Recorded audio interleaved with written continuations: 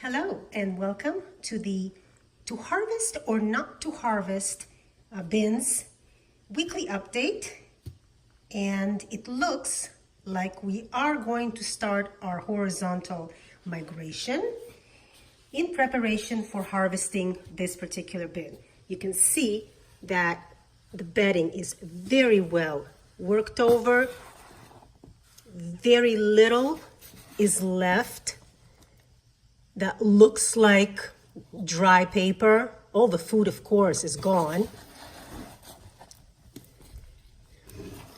And that is the perfect time to do the harvest. So we're going to prepare. And this is what we are going to do.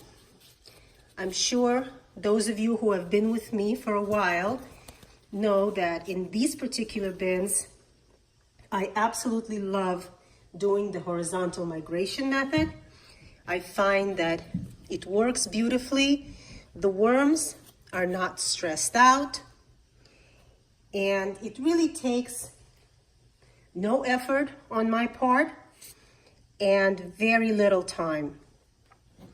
Look at all the smooth castings. Very nice. Very, very nice.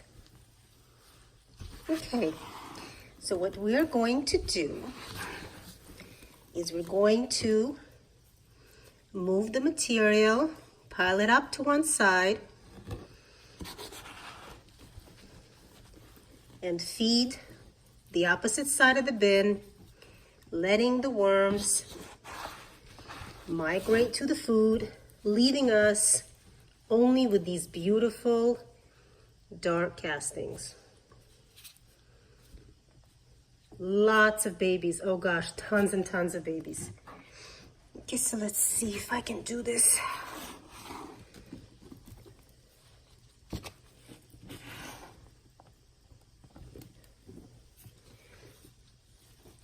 The other bin we are not going to harvest, but this particular bin we're harvesting for the last time before we end this experiment, because once I finish the harvest and give a little bit of time for the worms to kind of adjust, I will be counting them or weighing them. We'll see if I feel crazy enough to count them. But this is what I do. You've seen this before. I pile all the material up to one side, create a nice space here for the new bedding and the new food to go. Look at all these, look at all the babies. Oh, wow.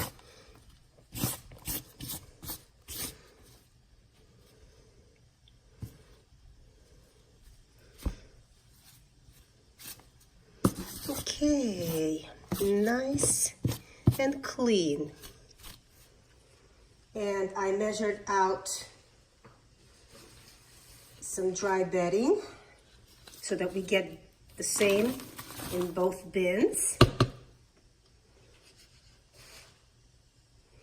So we're going to put a little bit of dry bedding because the food is quite wet and it is sweet.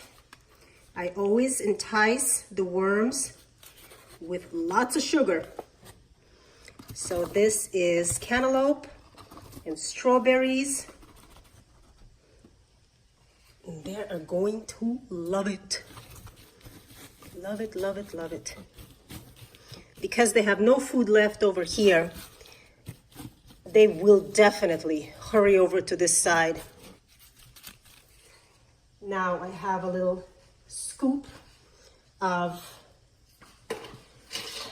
eggshells, pulverized eggshells. That way it's all nice and equal for both bins. And now I'm going to get a bucket of moist bedding to put on top of this. Okay, so here is our bucket of moist bedding that we are going to put right on top.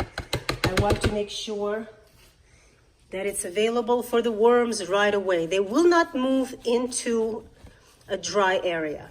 They just won't. And since I want them to migrate quickly, I make it really enticing for them. And something that they can't resist. Now I'm going to keep this particular part covered, because I want this to stay moist, but this part I'm going to keep uncovered because I want it to start drying out a bit. I move the material just a little bit down so that there are no gaps here, so the worms feel comfortable moving. Look at all these babies.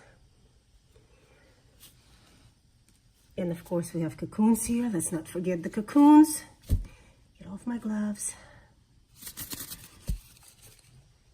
And so this particular bin is now being prepared for harvesting. That's what I do. Now, this one has not been harvested, and we are not going to harvest it this time either, but we are going to give the same food and the same bedding, because everything else has to be equal. So we're going to fluff up the material, get some air to the bottom.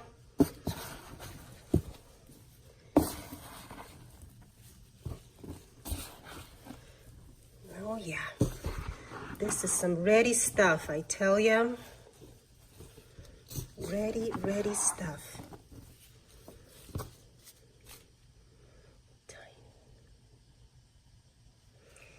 And this is where we fed. Last time, this newspaper is just dissolving in front of our eyes.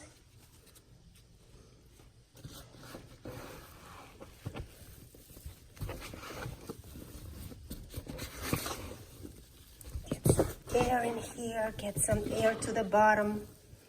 The worms really don't mind.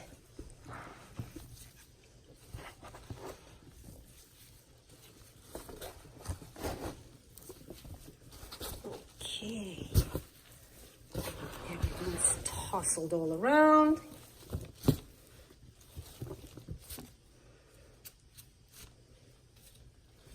Yeah, lots of worms. They did great reproducing. Lots and lots. So we are going to feed them here. Same thing, we have our bucket of the dry bedding, which will go down first.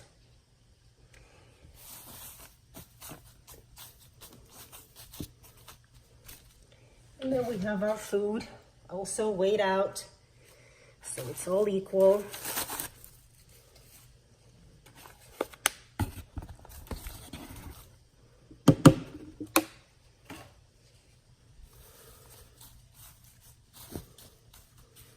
That strawberry smells so good. Even though it's rotten, it smells sweet. And then the eggshells.